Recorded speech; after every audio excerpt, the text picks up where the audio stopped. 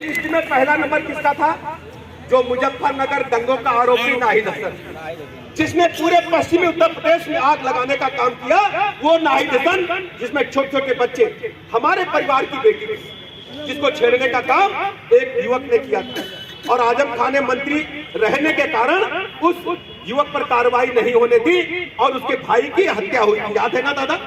मुजफ्फरनगर में हमारे भाई की हत्या हुई थी और उसके बाद जो दंगा भड़का था कोई कार्रवाई नहीं। इतना बड़ा दंगा था कि हर जनपद वेस्ट यूपी का दंगों में चला गया। समाजवादी पार्टी के शासनकाल में 1000 से अधिक दंगे। मैं पार्लियामेंट में था, अखबार देखा, शरणार्थी शिविरों में लोग रह रहे थे। 50 बच्चे, नवजात शिशु एक दिन में मारे गए ठंड के कारण दंगों में जो शरणार्थी सहायता शिविर लगे। आज वही लोग नंबर 1 पर उनके प्रत्याशी हैं। अखबार देख करके जब पब्लिक में हड़कंप बचा तो उसने कहा हम नहीं लड़ेंगे, हमारी बहन लड़ेगी। बहन को कोई रिस्पांस नहीं मिला तो समाजवादी पार्टी के लोगों ने उसे मैदान में उतारा। दूसरा सुनिए, सब लोग जानते हैं कि मनोज पारस बलात्कारी के आरोपी हैं, सब जानते हैं, मुकदमा चला, जानते हैं ना। उनको दूसरे नंबर पर बिजनौर से टिकट दिया कि नहीं दिया? तीसरा सुन लीजिए, सीतापुर के एक विधायक जी गोवा में कई महिलाओं के साथ पकड़े गए थे। अखबार याद करो, सपा कर याद है ना सबका? हुआ जमानत करा के आए रहे कि नहीं आ रहे? बताइए उधर आ रहे हैं। वो सीतापुर से एमएलए के कैंडिडेट थे। और बता दें आपका कौन नहीं जानता, अमेठी वाले विधायक जी रेप के आरोप के कारण जेल की सजा काट रहे, पूरी दुनिया जानती। बाईपास करके सत्ता उसकी पत्नी को सौंप, कौन नहीं जानता? और बता रहा हूँ, मनी लॉन्ड्रिंग के आरोपियों को आपने टिकट दिया, आपने जमीन कब्जा करने वालों को टिकट दिया। और मैं एक छोटा सा उदाहरण आपको देना चाहता हूँ। पूरी दुनिया जानती है कि 10 सम्राट ददुआ रहा कि नहीं रहा, बताए? बोलो ना यार, रहा ना। अब ददुआ के लड़के को टिकट दिया और ददुआ तो ददुआ भाई, उसको अखिलेश से क्या डर है? उसने कहा जहां से हमको दिया हम ये टिकट तुम्हारा फेंक दिया, मुंह पर फेंका कि नहीं फेंका? और ददुआ कौन था?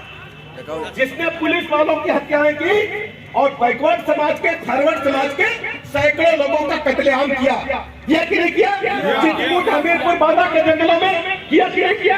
उसके लड़के को टिकट देने का मतलब क्या है? गुंडे, माफिया, मवाली, अपराधी, वो तत्व जो उत्तर प्रदेश के अमन चैन को डिस्टर्ब करना चाहते हैं, उनको ये समाजवादी पार्टी के पेट में खबली बची कि सत्ता पे काबू होंगे तो क्या होगा? ये राजधानी लखनऊ है ना, हमने यहाँ अपनी आंखों से AK-47 चलते देखा कि नहीं देखा कि नहीं देखा? एक गाड़ी में 10-10 राइफलें भरे, देखा कि नहीं देखा? अच्छा, बाबा के राज में कोई मिला? डेरात है कि नहीं डेरात है? बताओ, डेरात है कि नहीं? बताओ, डेरात है ना? अच्छा, दूसरा कौन सुन लो, मोटरसाइकिल की स्पीड धीमी पड़ी ना इन लोगों की धीमी पड़ी है कि नहीं पड़ी?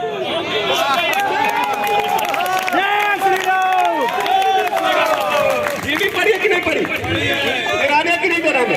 तो अब आपको निर्णय लेना। आपको निर्णय क्या लेना है भाई? इन लोगों ने 500 साल राज किया, हमारे मंदिर तोड़े, हमारी अस्मिता को खतरा पहुंचाया। कई लोग तो ऐसे थे जो शाम को खाना तब खाते थे जब 9 मन जनेऊ मिल जाए। याद है आपका इतिहास? बताओ ना, बोलो ना यार। 9 मन जनेऊ जब मिल जाता था तब रात को भोजन करते थे राजा साहब, नवाब साहब। याद है? तो क्या चाहते हो कि ये लोग सत्ता में? बताओ, ये जनेऊ हम लोग पहने क्यों पहने?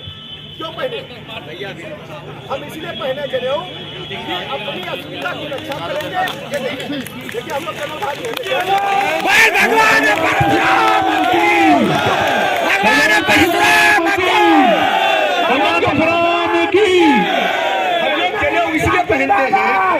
हम लोग जनेऊ इसलिए पहनते हैं कि भारतीय संस्कृति की रक्षा करने की जिम्मेदारी तुम्हारे ऊपर है। लाख लोगों ने अटैक किया, 500 साल उनका और 200 साल अंग्रेजों का। क्या भारत की संस्कृति बदल पाए? बताओ जरा, नहीं बदल पाए। अभी भी बगैर नहाए भोजन नहीं करना है, हमारे दादा बाबा सिखाते हैं। चींटी मर जाए तो राम राम कहना है और चींटी निकले तो आटा डालना है, अम्मा सिखाती है कि नहीं सिखाती? और उनके यहाँ क्या है कि लड़का 2 बरस का हुआ नहीं कि चाकू दे दिया और बकरीद पर, बकरे पर चलवा दिया। क्यों भैया? बताओ। अब आपको तय करना है। एक तरफ खून बहाने वाले लोग हैं, एक तरफ अमन चैन पसंद लोग हैं, एक तरफ वो लोग हैं जो भारत की संस्कृति को रक्षा करना चाहते हैं। एक तरफ वो लोग हैं जो हमारी सांस्कृतिक विरासत को आगे बढ़ाना चाहते हैं। क्या आप उम्मीद करते थे कि अयोध्या में इनकी सरकार में भव्य रामलला का मंदिर बन पाता? क्या आप सोचते थे जब अयोध्या में प्रभु रामलला का मंदिर का शिलान्यास हो रहा था, आदरणीय प्रधानमंत्री जी कर रहे थे, तो लोगों के आंखों में आंसू? रामलला को पैदा होने का सबूत देना पड़ा। रामलला के लिए कोर्ट में लड़ाई हुई। मैं एक उदाहरण आपको देना चाहता हूँ। श्रद्धेय अटल जी लखनऊ के हमारे प्रणेता थे और उनका आशीर्वाद हमारे लोगों को है, लखनऊ के सब लोगों को है। श्रद्धेय अटल जी एक बार इंडोनेशिया गए और इंडोनेशिया में रामलीला चल रही थी और दुनिया जानती है इंडोनेशिया मुस्लिम कंट्री है ना, वहां रामलीला चल रही। तो अटल जी रामलीला देखने के बाद उन लोगों को बुलाए कलाकारों कि आप मुस्लिम समाज से हो और रामलीला खेल रहे हो और देखने वाले भी मुस्लिम समाज के, ऐसा क्यों कर रहे हो? तो इंडोनेशिया के लोगों ने क्या कहा पता है आपको? कि हम अपना धर्म बदल सकते हैं लेकिन पूर्वज नहीं बदल सकते। हम अपने पूर्वज नहीं बदल सकते। तो क्या आप बदलने वाले हो? नहीं बदलने वाले। जान चली जाएगी, भारत की संस्कृति की रक्षा करेंगे, सांस्कृतिक विरासत को आगे बढ़ाएंगे। यही है ना? भारत माता की जय, भारत माता की जय। बनारस में काशी को दुल्हन की तरह सजाया। काशी विश्वनाथ कॉरिडोर को दूसरा बना सकता था? कोई दूसरा बना सकता था? माँ विंध्यवासिनी का दरबार को कोई सजा सकता था? चित्रकूट को कोई सजा सकता था? नैनीताल को कोई सजा सकता था? और बाबा का बुलडोजर कोई दूसरा कुंडों पर चला सकता था? नहीं। अच्छा, गरीबों को निःशुल्क मकान कौन दे सकता था? मोदी दे सकते थे।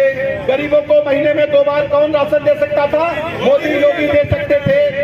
5 लाख तक का फ्री मिलाद कौन दे सकता? मोदी दे सकते हैं। 6,000 रुपया किसानों के खाते में कौन दे सकता? मोदी दे सकते हैं। जब कोरोना काल आया तो बहनों के खाते में 500 रुपया 2 बार कौन डाला? मोदी ने डाले। 1000 रुपया किसने डाला? स्ट्रीट वेंडर के खाते में मोदी ने डाला।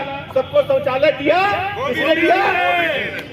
अभी तो हम चटपट बता दिए क्योंकि लंबी खेल पूरा समय निकल गया। अब आपसे अपील है। अपील क्या है कि हमें भाजपा की सरकार बनानी, हमें फिर से जुटना पड़ेगा।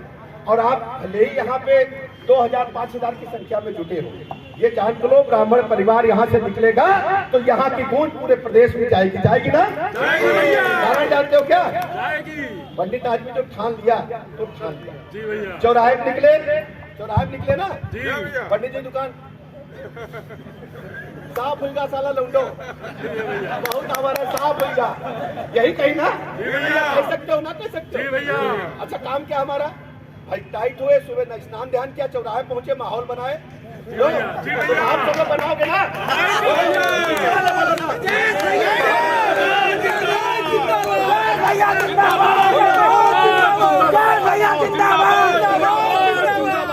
एक बात और सुनो, हमको शांतिपूर्वक चुनाव लड़ना है, कानून का पालन करना है, कोई ऐसा काम नहीं करना जिससे हमारी ऊपर उंगली उठे, क्योंकि हम कानून मंत्री हैं। बात समझ गए ना? क्या कि तुम्हारा भाई कानून मंत्री, तो कानून की हमें रक्षा करना क्या है? एक तो माहौल बनाना है। माहौल बनाने के बाद क्या करना है? 23 तारीख को क्या करना है? पहले जलपान, फिर मतदान। बोलो ना, पहले जलपान फिर मतदान। पहले जलपान फिर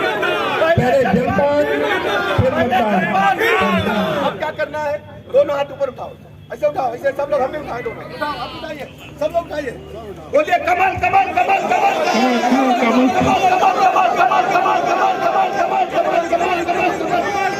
अब क्यों हुआ?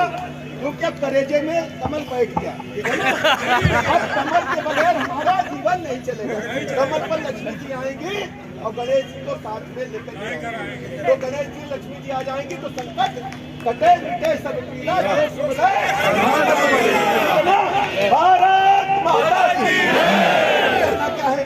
देखो भाई, तुम्हारा भाई तो यहाँ बगल से लड़ रहा है और तुम्हारा भाई दाहिने हाथ से, हम बाएं हाथ से, ठीक है ना? ठीक है ना? तो एक एक वोट कमल पर लगी, सोलोजी में लगेगी और बैंक में भी और पूरे प्रदेश में भी, ठीक है? भारत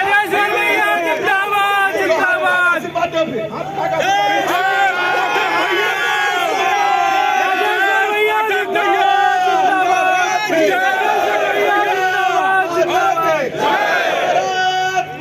की।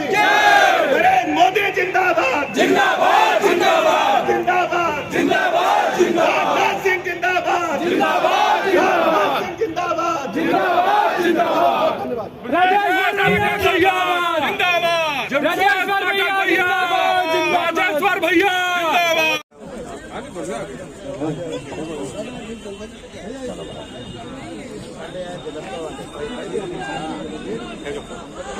हमारे कैंट विधानसभा